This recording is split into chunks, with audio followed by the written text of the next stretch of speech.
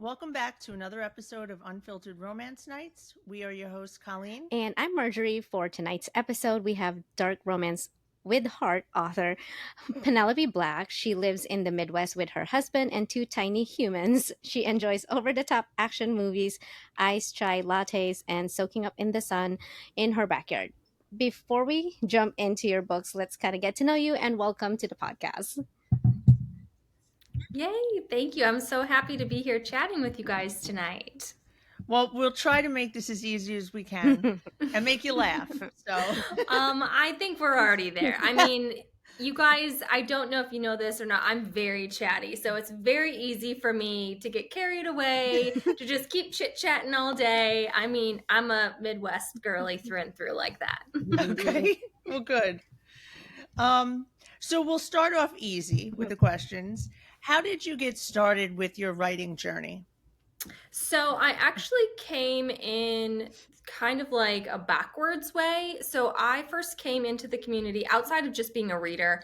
I was doing a lot of like the behind the scenes things. So I had an editing business. So I was working behind the scenes with a lot of with authors doing their editing needs or beta reading or content in line edits, things like that.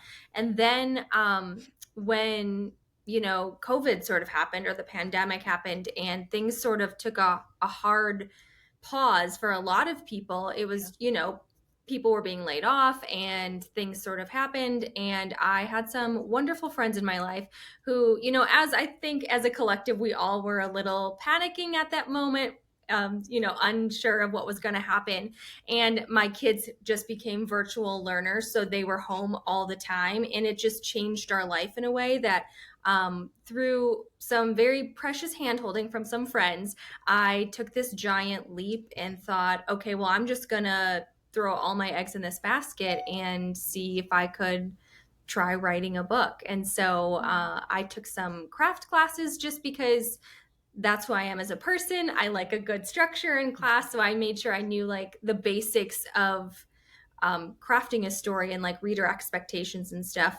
And then on a hope and a prayer, sort of wrote a book and was very nervous and scared putting it out into the world. And I just remember that feeling, which I still have before every release, like just hoping and praying that readers receive it well and, someone somewhere really enjoys it. And that's pretty much all I hope for every release is that, it finds the people that it's supposed to.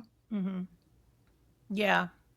I know. I can't even imagine like doing that and then like wondering, am I going to have one reader or am I going to have hundreds of thousands? Yeah, it's a little wild. So I've been on, I mean, everyone's on TikTok now, right? I remember I've been on it since I started writing.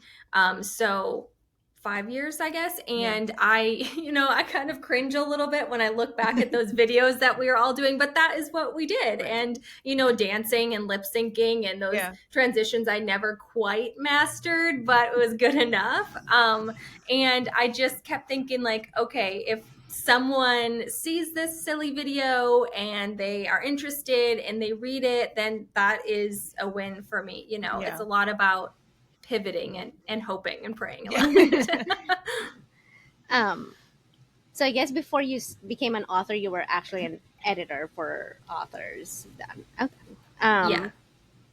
So this one is another probably easy question. When you have free time, do you have any hobbies? Well, I read. I mean, that's pretty much it. So I just am entering my audiobook era, which I am very happy to be here. I feel like I started listening to graphic audios maybe a month or two ago, and that has sort of helped my brain make the transition to just like an audiobook. So I have a fluffy Labradoodle who is, like a little guest star on my Instagram a lot, but I will walk him often. So I just pop an audiobook on and we just go do a couple miles in our neighborhood. And that is how I feel like I am. Now I'm like, okay, I'm listening and then I'm eyeball reading. So it feels like two very different paths, Yeah. but I feel like I don't know, I just am enjoying it. So I read a lot, like most of us do, I'm sure. And I am like a movie girly and TV shows. Like I enjoy a good Netflix binge. I love a good action movie and just really snuggling my children until they are too old and too cool and tell me to stop, you Oh, know? Yeah. I think oh, that's I'm funny. on that boat right now where it's kind of like he's still okay, but when he's around his friends, it's like, don't touch Oh, me, yeah. kind of thing. Oh yeah. At school, I'm mom with kind of like a side eye and a shoulder up. Yeah. But at home, so my son is my oldest and he'll be 13 next month. So he's like right on that cusp Yeah. where like he's still very much like sweet in his moments, but he's not like, Hmm. he's just growing up and that's a little hard for me to be honest. It's a little Uh, wild, but just to backtrack, and maybe it's the same thing. You said a graphic audio. I'm getting into audiobooks as well. Is there a yeah. difference between like regular audio and graphic audio? Yeah, so graphic audio, it's like fully immersive. So I've only listened to a couple of them so far, but Hmm. they are full casts, which you can Oh, find some audiobooks like that too. But I mean, they're like, even like the minor characters are like voiced by somebody else, but they have sound effects. So like there's frequently like music playing in the background, just like no vocals or any or no words. yeah. But there's music or there is like audible sound effects. Like you don't hear the narrator or say like, oh, the wind is whistling or something, but you hear the wind whistling in trees. Oh, Oh. So, or like you hear footsteps on gravel, like that crunching sound. So it's really, I mean, I'm loving it. So Okay. I'm gonna have to look into that. Yeah. yeah, I'm going through the Fourth Wing. So I just finished.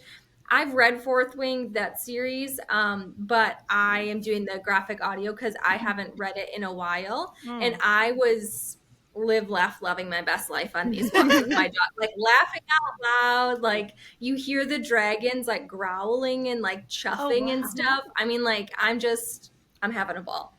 So it's almost like Wow. movie without actually seeing it, Yes. but like you just hearing. Okay.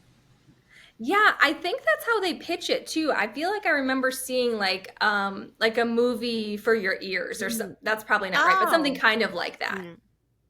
I like that. I'm gonna have to look into I think we that. need. Oh my I God. need some. Not I need those I'm to just be thinking like about that like now. a spicy scene. Why? A Oh I'll look. yeah, spicy this scene and hear the bed hitting the wall. Yeah. yes, and like they actually like make noise like when they're kissing, and at first it sort of caught me off guard just because I wasn't expecting it. I was like, oh wait, it was just kind of I'm not mad at it, Right. and hearing like Zayden be like growly possessive like in your ears like that. I was like, oh, okay, I could, Yeah. and then like because this is spoiler, I guess, but like there's like storms, that happen, Mhm. and so you hear those sound effects of Mm. like glass breaking or like thunder clapping, things like that. So it really is like Oh. fully immersive. Okay. Yeah, it's very different Hmm. with just that the audiobooks, I guess Mm-hmm. regular audiobooks that we listen to. Oh. That would be Yeah. interesting to hear for other like the books that we like to hear or Yeah. like to Yeah. read because I mean, you guys should definitely do it and then tell me if you like it or not. I okay. just found it on Yeah. Spotify too. Oh, Like I started it on my Spotify account and mm, then I quickly ran out of time. I didn't know it was a limit. And mm, so I'm Oh. like, I guess I need to go to Audible and finish. I can't zap now, right. Yeah. All That's how right. they get you. Yeah. That's Oh, funny. I'm All right, sure they good. will We'll have to limit it do that. like right at that moment where it's just getting good, and then you're like, wait, what? Like I Yeah. ran out of time. Now I have to like purchase it over on the other side. Um, Oh my God, just another expense. My husband will kill me. Oy. Well, hey, get it on a sale or something. mm, Yeah, I know, I know. Right. actually, it's Um, cheaper than other. It's definitely cheaper than buying special editions. That's what I would say. That's true. okay. If you look at it that That's way, what I'm like, going with. That's true. uh, Oh boy. so you said you love to read. Who are some of your Yes. favorite authors? Put you on the spot. So this is such a hard question I for know. me, and I feel like it makes me a bad like author to say this. I don't know, like there's obviously like my one, I have like favorite authors that like I one click, Mhm. but more than that is I'm a mood reader, so Yeah. I am like a trope girly, if that makes sense. So like if I'm in the mood for a fake dating book, I'll read 6 fake dating books in a row. Like I just sort of like go hard on some whatever I'm in the mood for. Mhm. Um, the only difference that for me is like if I'm writing, if I'm actively plotting or writing, I don't typically read anything that's close to that. Mhm. So I also am a big fantasy and romantasy girly. I just always have been. So you will catch me frequently like hopscotching between, like back and forth from contemporary or dark to then fantasy or romantasy and back and forth. So I don't know that. I mean, I feel like I'm a terrible author friend too, to be like, oh, here's all these friends I've ever, because I do, but it's more like I sort of binge read Mhm. whatever I'm like craving. Okay. Yeah. Yeah, I'm the same way. I guess, do you have a favorite trope then? Or is there like anything that you wouldn't read, like avoid or anything like that? Mhm. I don't know that there's anything I would avoid. I don't think I gravitate towards a lot of like workplace Mm. romances. I've read some great ones. It's just not one, it's not like a trope or, subsect that I find myself leaning toward often. Mhm. I mean, you will always catch me trying to find my next favorite enemies to lovers romantasy. Yeah. Like it's just like an evergreen thing. I'm like, oh, let's go see if there's anything new I've missed, because I frequently miss stuff. When I'm like really head down writing and stuff, I just miss releases and new announcements and stuff. So it's kind of Yeah. like every few weeks I catch up then. Mm. Right. Okay. That makes sense. Yeah, you have a Um busy schedule when you're writing. oh Yeah. yeah, right. Yeah. Yeah, and then when you're releasing, it's like, when do you have time to read? I know. Yeah, Uh, so it's pretty cyclical for me. I just sort of like binge read then, like after my next release, when that's kind of like wrapped up a little bit, then I just go on like a week long reading binge. Like my husband just knows. Like we go to Barnes and Noble sometimes and I'm like, let's see what's been out recently. And then it's just like I'm in my hammock chair in my backyard with an iced tea or something for a week straight if I can. have you ever done the challenge? It's like you get 5 minutes to look around. Like your husband will be like, "All right, you have 5 minutes to look around and 3 minutes to pick as many books as you can carry." No, but I feel You should like do it. this is something I need to You do. need to do it. I asked my husband. He was like, "Excuse my French." He said, "Get the fuck out of here." He's like, "I know how many books you can carry." I'm like, "All right." That's true, though. I feel like I could do some serious damage. Yeah. That's a good challenge, though. I bet I could talk him into it. Do it, record it, and post it. Okay, I I will. love watching those I, videos. I Yeah. saw someone that was on Target, and they had like a Hmm. cart, and I was like, well, that's gonna be a lot because somebody could just keep throwing I in that know. cart. Oh, It would be hard if you're that's like true. have to hold it. Like, okay, how many can you Just go carry? like this. Put them away. Yeah. Right. I mean, I can haul my 40-pound Labradoodle around, so I feel like I could do some Oh serious yeah. damage. Yeah. Yeah, I feel like this is going to be a good thing for me, you guys. I don't know about your husband if he's gonna like this idea. He'll get over He'll it. be okay. Yeah. Oh gosh. That would That's be your funny. challenge after you wrap up this new release. Yeah. Would be go to Barnes and Noble Yeah. and do that. Let See us what know I how it can goes. do. Right. Yeah. I will. Okay. Now, do your friends and family know about the books that you write, and do they read them, and are they supportive? Yeah, so I have told this story in different versions of it a couple different times. I told it at a Wild and Windy panel I was on when I was at the Chicago signing Mhm. recently. But it's like one of my most favorite examples. So my husband is actually officially on Penelope Black, Team Penelope Black now. He just joined the team a couple months ago because I needed the help. We were expanding and stuff. But before that, he was in education. So this is a pen name. I've always been very upfront about like, this is a pen name. Yeah. But I wanted that buffer because he was in education, but he was also the first one to shout it from the rooftops. Like any of his adult, he was a college instructor, so any of his adult students that were like, oh, I like to read romance, it's like, oh, I've got a recommendation for you. Like he's very supportive like that. So it really wasn't a surprise to me when not just his mom but his dad, so like my in-laws, started reading my books, which is a little uncomfy at first because, as I'm sure you both know, most of my backlist is dark, why choose mafia group scene romance. Like it's not like it's every chapter, but it's definitely in there. And it can make things a little awkward at family dinners. So we have sort of, I don't know that this was never like a spoken agreement or anything, but basically his parents, who are so wonderful, will just be like, oh, I'm reading your book, it's really good. And I'm like, oh, thank you so much. The end. That's it. We don't talk about it anymore.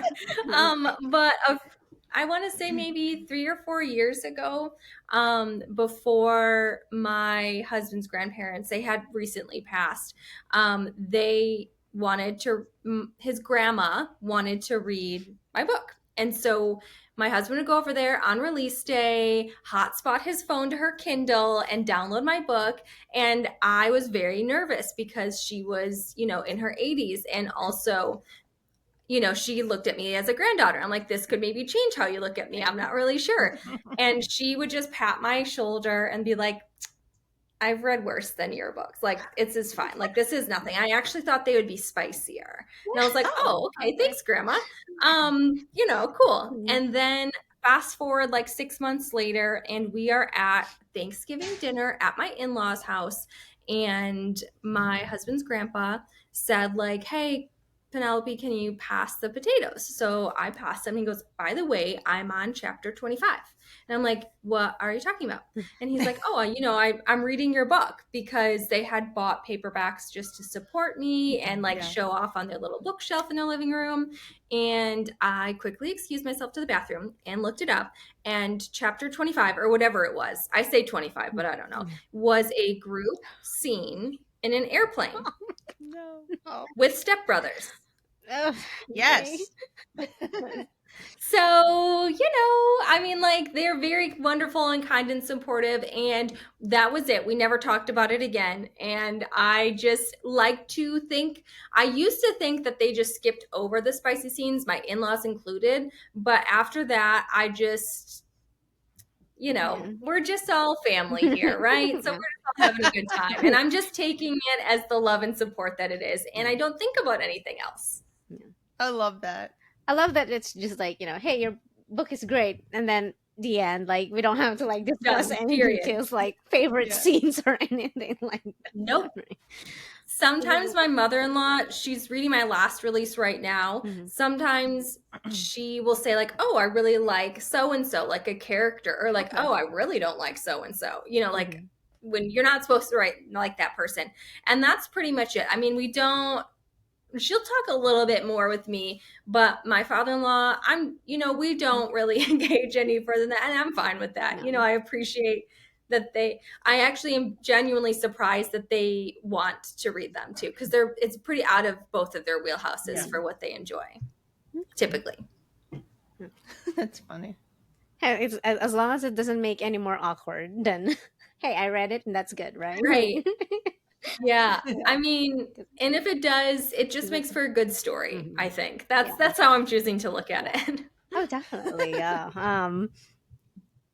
So how many books do you typically release in a year? Like, do you shoot for like a certain number? Or? Yeah, I think probably 3, maybe 4, depending. Sometimes I have like a really early January release. So that year it might be 4. But it typically takes me a little over 3 months, like start to finish, to do a book.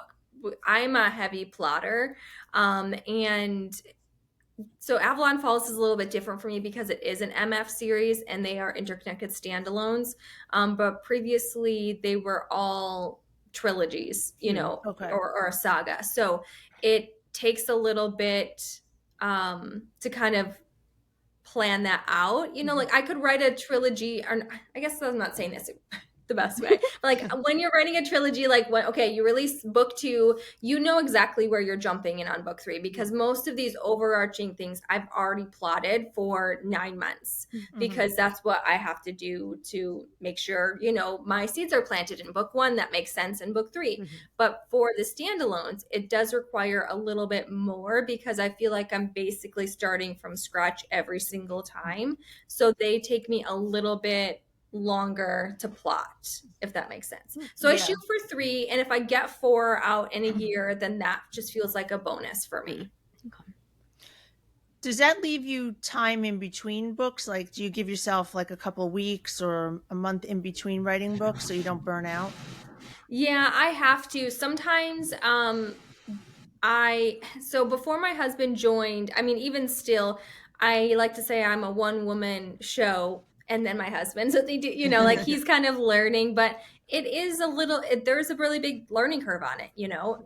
This industry is very specific in a lot of ways and it's wonderful, but it is very specific. And somebody who's coming from like an education background, he's got to start learning from the ground up. Whereas like, I've been reading romance for, I'm going to date myself, but a really, really long time.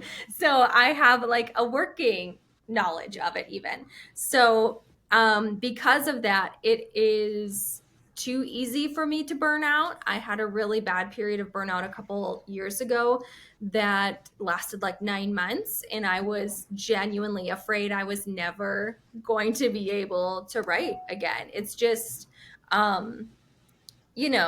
running a business is a lot harder. There's a lot more things involved that I knew about until I was in the thick of it. Yeah. And I don't, can't change that now. So I'm really good at pivoting. But I do give myself time in between.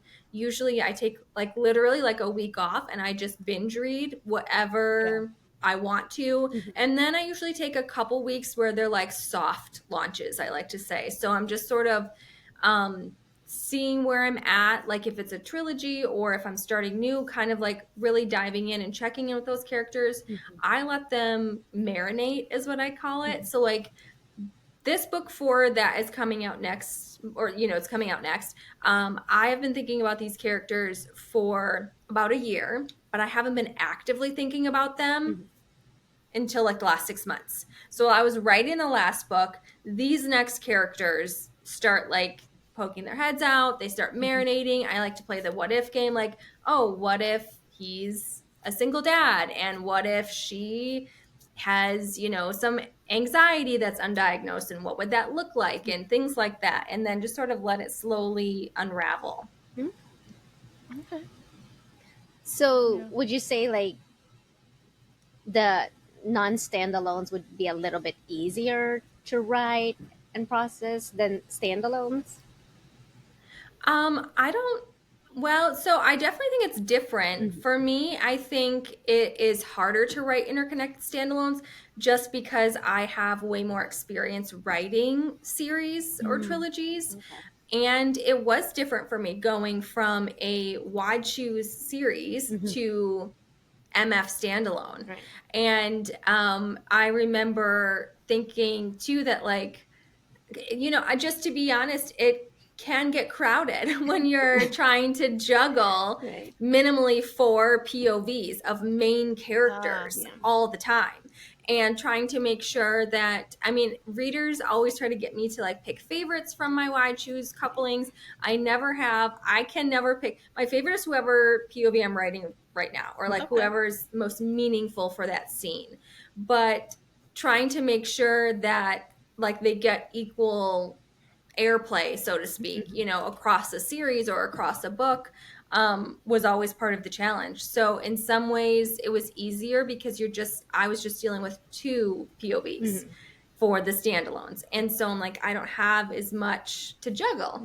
But also I had to be way more creative about my angst because I like angst in my stories. Yeah. And, it sort of lends itself when there are multiple people in a relationship. Yeah.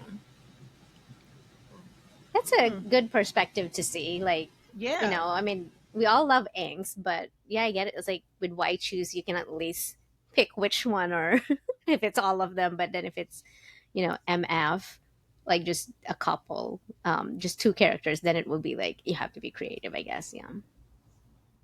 Yeah, and I think too that angst gets a bad rap. I think there's a lot of people who hear the word angst and they think it's one thing Hmm. and they don't realize that it's the thing that they like about a lot of romances.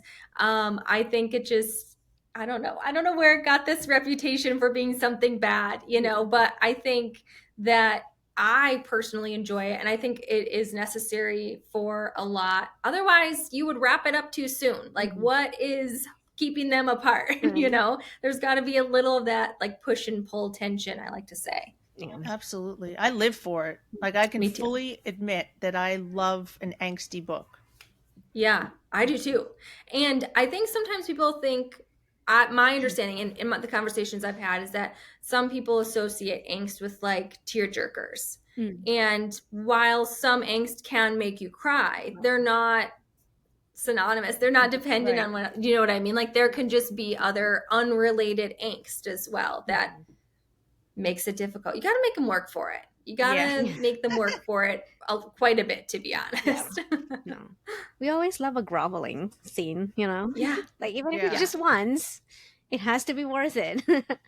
exactly. Especially if like he really messes up. It's got to be a really good grovel. Yeah. I don't make the rules. Right. That's just what they are, It just, though. yeah, that one thing. Like I like morally black MMCs sometimes, and the Hmm. majority of the morally black MMCs, they really don't grovel. They're very much like, or don't even say I'm sorry. It's more of like that one thing that they would do to show that they Right. love the FMC at the end, which is, but it's, I love it because it's that big thing that's like, oh, he Hmm. actually loves her, even though he doesn't Yeah. know how to say sorry. Like, Yeah. And here, let me show you how much I love you.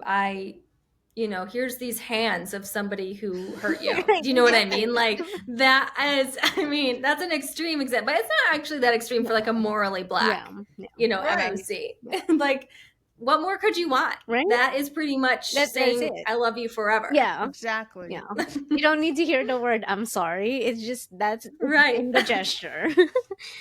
I Right. know. Yeah. Out of all the books that you've written, which one would you say was the most difficult? And it could be because it just took a lot out of you emotionally. So I don't know how to answer this, because I think they all take different pieces of me out of me. Like they all, so I have this really funny thing that happens when I'm writing, and I know I'm nearing. So it sounds silly because I plot, right? So I know where the story's going, and I always know when I'm nearing the end, not just logically, but because like I have this really big emotional response that usually comes out in crying. I'm a crier. So I cry when I'm writing, not just like really emotionally tough scenes, but at the end of a book or a series, especially a series, it's like really emotional for me. So sometimes that is really difficult for me to just get through. I will say I have a standalone book in my backlist that is kind of like an anomaly. It's called When It Ends. It is a dark, apocalyptic why choose romance. It's basically like an ode to my personal love for disaster movies Mhm. and always wishing that there was higher stakes in the romance department, or any stakes for romance. Mhm. And I wrote that book at a time where I was staring down the barrel of burnout and I really wanted to just write something for me. So I had the best time of my life writing that book because there was absolutely no expectations. I didn't expect it to do anything. It was, yes, darker romance, but I had been writing mafia up until that point. Hmm. So it was a kind of a hard left. And I didn't have any expectations for it. other than it was like just this piece of me that I felt on my heart in sort of a cheesy way. And it was really difficult for me to write because I was really struggling with like the frayed edges of burnout. And I was like, am I wasting my time doing this? Like, what am I doing right now? And I didn't know how it was going to be received. And that felt very scary for me. And what is so rewarding is that still to this day, every time I see a new reader at a signing or a local event, or just someone sliding to my DMs who just read When It Ends for the first time, it continues to be my favorite book of theirs in like my backlist, or one of their top books of the year that they've read. So that feels really, really rewarding for me, that this little book that doesn't necessarily have a place in my backlist, or just like, doesn't have it's not a big trope or a big niche following, that is really felt by so many readers and really enjoyed. And so that was like, it was like a roller coaster experience for me. Always those unexpected one where you're like not planning it, but then it sort of the favorite ones. Yeah, I know. It's funny. I mean, you say that now and you're like, yeah, well, that makes sense. But when you're in the thick of it, it's hard to apply that same logic, right? Oh, we're gonna put you on a spot. Oh, great. If you are able to, give us 3 words to describe your books.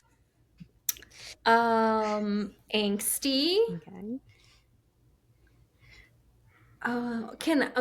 I'm gonna do a hyphen word. Okay. Slow burn. Okay. Because that's like quintessential. Yeah. And this is really putting me on the spot. There's like 8,000 words flashing in front of my face. I'm like, pick the right one. I know. I would say we're gonna hyphen another one. Deeply romantic. Okay, I love it. I'm cheating a little bit. I know. You guys are going to have to give me a pass on it. I don't know. We love putting authors on the spot because you can just kind of like see them thinking like, what did I write again? Like, or what do I write? Yeah. Could you see the panic in my eyes? I was like, oh God. Well, you're really going to hate the next question then. Okay, great. We're almost done with the tough ones. Mm-hmm. Okay, so I know you said when you're asked who your favorites are, it's whoever's on that chapter, but can you maybe just give us either a favorite couple or favorite MMC or FMC for the Avalon Fall series? I mean, no. I can't. I mean, I can tell you that they definitely scratch different itches or like different facets of my personality. So I don't take this personally anymore, but because I have pieces of me in every single FMC, and it might be something really small or it might be something big. When people, every once in a while I get tagged in reviews where people just like hated the book, and that is totally fine. I don't need to be tagged, but like, okay. And they just like rip apart one specific thing about an FMC. I'm like, cool, that is directly from my life. So like that is always a little uncomfy for me, but otherwise they feel like they go in different boxes. So like book 1 is Broken Pact, and Cora and Jasper fit in this box where once upon a time when I was in my late teens and early 20s, I worked at a music store. So this has a lot of like musical influence for me. Like where they go, like the rave, I might have even called it the rave. It's like an actual place in my city that I used to work at. So like that feels like really like sweet in that way and like nostalgic. Like same with like so I curate playlists for every book, and they do change depending on my mood, what I'm writing, what the characters are going through. And then I will say that like Forsaken Oath is, I did not realize this until readers read it and brought it to my attention, but I had unintentionally like coded Bo, the MMC, as Paul Walker from Fast and the Furious. It was not intentional, but I do love Fast and the Furious, and the book is about street racing in a small town, and they're both like racers, they're rivals. So like that feels like really sort of in that box, like, okay, this is for the girlies who like small town, but also some danger, like also, you know, some rivals and some a little violence, little dark themes, things like that. And so they feel like different boxes. Like obviously right now, if I had to like hand to fire say something, I'm gonna say Abby and Mason, because I literally just spent the last however many months with them. And they just are so, I just can't with them. Like it's that will they, won't they tension. They're both so reserved, but also that mutual pining is so intense that my hope is that readers are going to be like screaming at their Kindles, like, just kiss already, you know, like that is my goal. So mutual pining is always that, like, come on, you had this moment, you could have done it, and then, you know, but it's always worth the wait once they actually, you know, kiss, or that moment. It's just like, yes, we've been waiting for this. I love it. Exactly. All right, so we're done with the hard questions, I think. With the tough ones. Yeah, with the tough ones. I think maybe we'll see. So, you know, you have written romance novels in different subgenres, you know, such as mafia, white shoes, and small town romance. Do you have a preference of which subgenre you like writing the most? I don't have a preference. I think there are still definitely like themes that carry over from every series and book. I know, so the romantic suspense, I didn't really, this sounds very bad, I think, but when I first started writing, I didn't realize that I was writing romantic suspense. It's definitely dark romance, but it is very much like that suspenseful, which is slightly different than just like a dark romance label. So the romantic suspense like tag, if you will, goes on every single one of my books. So like that is my goal, is whether you come in on like a dark mafia, Why Choose, or if you come in on my Rosewood series, which is what I wrote before Avalon Falls. It's a small town, former like 1% MC. So obviously like there's a lot of dark themes. They obviously cross that line again to be those 1%ers for various reasons. So like that was really, really fun for me to write. I hadn't seen that before. I always get nervous saying that because I know that there is probably books out there that have those same tropes and you know, genre and feel and stuff, but I just hadn't seen it yet. And so that felt very fresh and fun in the way that like writing When It Ends did for me. So I really enjoyed that sort of unusual pairing. And then Slow Burn is across, I know that's another one like Angst. People think that they don't like slow burns, but most of them really do, because if they are happy and banging it out by chapter 7, it's going to get old. Yeah, you got to break them up then, you know, and then they got to be broken up for a while, and then there's nothing, you know. So those sort of themes and tropes carry over for every book. I will say that I am very excited for where we're going after Avalon Falls. I have been told under no circumstance can I drop any bombs, any little secrets, but because I have a tendency to do that. But I will say I'm very excited, and I think readers will be really excited too. Yeah. For where we're going to go next. Well, you have to come back for that then for the next one. Yeah, absolutely. This book, Shattered Promises, this is the 4th book in the Avalon Falls series. How many books do you anticipate in that series? So this is a tricky question because there is a 5th book up on pre-order, and it's in the Avalon Falls world, but there is some plans that are happening that I cannot talk about until after this next book releases. So I can't say anymore. I know I was like, I know I'm going to get this question and I'm going to have to be evasive, and I'm sorry. Oh no, just tell us. we totally understand. We have to kind of like keep that, I guess, suspense and or edging the readers. Yes. Yeah. Yes. Okay, so I don't know if this would be a hard question or not, but I think it's a fun question. If Shattered Promise becomes a movie, which actor and actress would you want to play as Mason and Abby?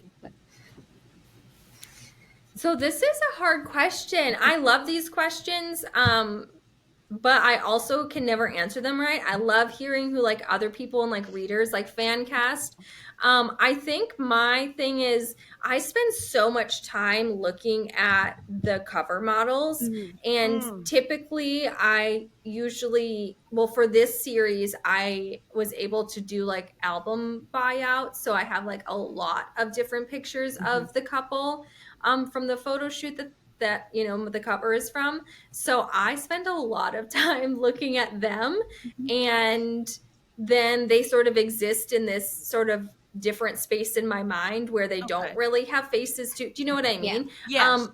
It's hard for me to say that. I will say I would love to see like Florence. I'm gonna mess up her last name. Is it Pugh? I don't know how to. I think Do you so. know who I'm talking about? I know who you're talking about. Like, yeah, I would love to see her as Abby, just because I just think she's phenomenal, and I think she could do such a phenomenal job with her. But I do not have like a guy in mind for Mason, which is just terrible. It's so terrible. And also like my go-to guy, like who I just picture, is just usually like one of like 3 actors. Do you know what I mean? Like I just picked one of 3 guys to slot in anything I'm reading too, which is not probably great, but I do the same thing. I do the same thing when I'm reading. It's the same guy, and I'm the girl. Yeah, exactly. Like, see, if I'm like reading like a motorcycle romance, no matter what, whether they're blonde or not blonde, it's always Charlie Hunnam because he's the only one I can picture. On like motorcycle, I was like, wait, he's not blonde. I mean, he's not brunette, but like it's just him. That's all I can see. I do that with him a lot, actually. So I have some blonde MMCs. It's like dark, dirty blonde. And readers are very surprised when they realize that after they've like read an entire series, which makes me laugh. But in my very first series, The Brotherhood, one of the guys was Charlie Hunnam in my head. That was it. Done. In my Rosewood series, which is the MC series, also Charlie. I mean, like he makes like a lot of cameos for me, but now that I have like these different like cover, like I'll get exclusive photos for my covers, it tends to be like a hybrid of like a faceless character in my brain, the cover model, and then just like my OG, and like one of my 4 is Charlie Hunnam as well. Yeah, I think I've casted him myself. Yeah. It's not a bad cast. I'm not mad at it, you know. I mean, we lost out on him for 50 Shades. I know. Could you imagine how that would have been, though? Better. I think it would have been different. I feel like it would have been different. Different for sure. Oh God, yeah. Yeah. I know. Well, it's okay. It's okay. It'll be interesting to see. I know this is off topic, but it'll be interesting to see, like, as all these books are becoming shows and movies, who they get to play, and I don't know. We'll see. I know. Do you remember when they announced that Jennifer Lawrence was going to be Katniss in the Hunger Games, and the community online went like bananas because she was a blonde. I mean, like they like it was like that was it, and they couldn't see it and stuff. I mean, I still watch the Hunger Games. You know what I mean? Like, I enjoy them. I just remember thinking like, okay, you know, there's a lot of people that are going really hard just for something as simple as a hair color. You know, like I'm curious to see how these, again, like the TV or movie adaptions are going to be, because these are beloved fictional Yeah. characters. They have huge fan bases and Mm, followings. yeah. So lots of opinions. Right. Well, I mean, I might just shut down from social media until it's like, I mean, it's tough out there, like especially on TikTok. Like as soon as it's announced, like, or before I even figure out that it's announced, everybody's already on TikTok. It's either they love it or they hate it, and I was like, you can't do anything about it. Unfortunately, you're not give it a part. chance. Like you're not a casting Yeah. director. Um, Right. I mean, I think it's the same thing that happened with Vampire Diaries. For Elena's supposed to be a blonde too, right? In the book. Okay. Yes. Yeah. That's right. I've forgotten about that. Yeah. That was almost like pre social media, Mm, that wasn't it? yeah, Yeah, it it was. I was. think, Mhm. Yeah. yeah. It wasn't as the reception wasn't as bad because you have to like literally Yeah. find it like where they're complaining. Um, Right. yeah, it's I feel like it's harder now. Like as much as we want to have all these books turned into TV or movies, the complaints or whatever, like it's a lot harder because it's there, like everybody just post Mhm. anything. Yeah. Yeah. Hmm. um um Well, I think we already covered the next question. So, what future projects do you have that you can talk about? I know there's things you can't talk about, but is there anything that we haven't discussed that you can tell I us? can't yet oh, dang. because we have a couple. So I actually just was talking with my team a couple days ago, because I like to, again, like start thinking about things months and months before. And whenever I'm like ending a series, even if I have, like one more book left, or it's a spin-off, or we're spinning into something else, or a side character is getting, I mean, Avalon Falls is really started because book one was, Coraline was the cousin of someone in Rosewood. So Mhm. Avalon Falls is a spin-off, Mhm. but they are in the same family. It's neighboring towns, the cousins, but you do not see Rosewood make a lot of cameos, the Mhm. characters, and vice versa, just because I wanted to make sure it was really important to me that readers could come in at any avenue and not feel Mhm. like, what the heck is going on here? So whenever I'm like nearing wrapping a book or a series, I kind of start to think about what's next. And then I have to do this thing where I have to like meditate on it, which I know sounds a little silly, but No. I sometimes have too many ideas and I need help like narrowing it down, like what makes the most sense, what is really calling to me. Because at any given day, I could tell you 17 different ideas. And I'm like, ooh, this would be fun. And sometimes it's just something I see on a commercial, or something like a single trope that I'm like, oh, I would love to write this, or like this would be so cool. So I have to like give myself space to figure that out, and that usually happens in like that soft landing, Mhm. like a couple weeks after a release. So Okay. I don't have anything that I can officially announce yet, but I will soon. Mm. Okay. We'll be patient. Keep a lookout. Yeah. um all right, so kind of, I guess, linked into like the tropes that you were talking about earlier. Is there any trope that you haven't written that you would want to write in the future? That's a great question. I feel like I've written a lot of tropes I wanted to try with Avalon Falls. Um, but I feel like there's obviously so much more that I Yeah. can play around with. And even like I love a good micro trope. I'm very honest, like nothing will sell me on a book faster than like a 5-second reel or TikTok video for an out of context quote, or just a list of tropes. Like that's done. I'm sold. Same. So I don't know that there's one in particular. I do think like I always talk about, it would be really fun to write a romantasy, to just like Yeah. go wild, Yeah. do a passion project, and just like have the time of my life creating a whole, magical world or something like that would be great. But in my next project, I think there will be a couple new to me tropes and micro tropes. Okay. So, Okay. Right. That sounds Yeah. exciting. mhm. Do you have any special editions coming out or anything you think you might do? Yeah, so I did some special editions. They just came out a couple of months ago for my first three books in Avalon Falls. Mhm. And the inspiration for these, so they are like they're limited edition covers. You can only get them through me, either through like purchasing them through me or at a signing or a local event.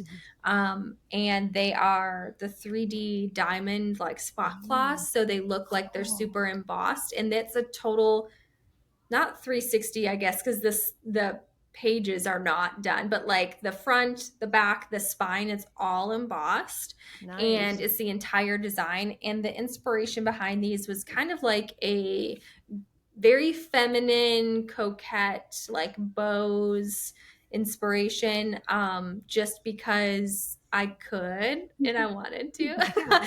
So I design all of my stuff. So I got this idea and I ran with that. So the rest of Avalon Falls, if it wasn't out before, they are out now, or Shattered Promise will be out Mhm. in that special edition. I'll have them with me when I am in, I think it's in September. I'm in Austin for the Southern Bells book event, Violet Okay. Crown. So I'll have them with me then. And then, like, I frequently run just like mini sales, Yeah. like when like my shop is open, so to speak. Okay. Okay. Must look out Keep a for lookout for those. that. Yeah. Hmm. Yeah, I Take mean, my money. yeah, I love a good special edition just because I love a good cover. I'll never turn down a pretty cover on anything. It's a problem. Yes. But I like doing, I usually do a new special edition every year for either like my new series, or last year I did omnibuses. So Mm. gold foiled omnibuses for all of my Why Choose series. So you could just pick them up as one and, read them, display them, Mhm. cherish them forever. I'm definitely displaying them. She might read the actual I'm a reader. paper. That's I fine. know. Yeah. um, so are you attending any book signings this year or next year? Yes, so this year the only other signing I have is, I believe it's in September, but Mhm. it's the Violet Crown signing in Austin, Mhm. with the Southern Bells group, Yeah. and I'm very excited about that. And then next year I just was given the green light to announce that I will be signing back at Wild and Windy in Chicago. Mhm. I Nice. feel so. I'm a Midwest person, and I had to tell you guys that. It's only like an hour from me. Mhm. It's like feels like my backyard, All so to right. speak. And I've just been really, really so wonderfully like blessed. I know that's like a cliche thing to say, but my readers have continued to show up for me at this event year after year, and it makes me feel like, okay, this is like my event for my readers, Mhm. that kind of come and we hang out and we spend time together in the lobby afterwards. I always, stay late to just spend time with people and chat and Mhm. get that FaceTime in when you can. And so that is the only one that I can officially announce, but I always put Okay. them on my Instagram whenever I Yeah. can, and if I'm not like in the 2-week panic before a release. Be like surprised, like, Oh. oh, by the way, I forgot. I'm Yeah, sorry. Oh yeah, by the way, exactly. tomorrow. Yes, right. Tomorrow I'll be there. I was like, I just the one in Austin. I just saw it because I know where that the it's Kalahari, right? Um, Yes. yeah, I love that resort over there. I used to live in Austin, and I was like, why are all these Oh, fun. these events are now popping up when I don't live there anymore? Like, Oh, Oh yeah. yeah. so Yeah, I mean, I feel like there's several in Texas actually. Like mhm. there's several of like signings that are Yeah. in Texas. Hmm. Hmm. Yeah. Um, Well, that brings us to the end of the episode. We had so Yay! yeah. much Yeah. fun, and I just know, and I'm manifesting it, that this book is going to be a wild success, and everyone's going to love it. Um, Thank you. I'll take so that. yeah, Throwing it's going to pixie happen. dust everywhere. Yeah. So thanks again. It was such a pleasure to have you. Thank you so much for having me. Mm. Thanks for And chatting with me. I know it was fun. It was like just friends hanging Yeah, out. exactly. And to our listeners, be sure to follow us on our socials so you don't miss out on any upcoming episodes. If you have an author or a topic you'd like us to discuss, you can DM us on our Instagram at Unfiltered Romance Nights. Well, that's all. See you next time. Bye.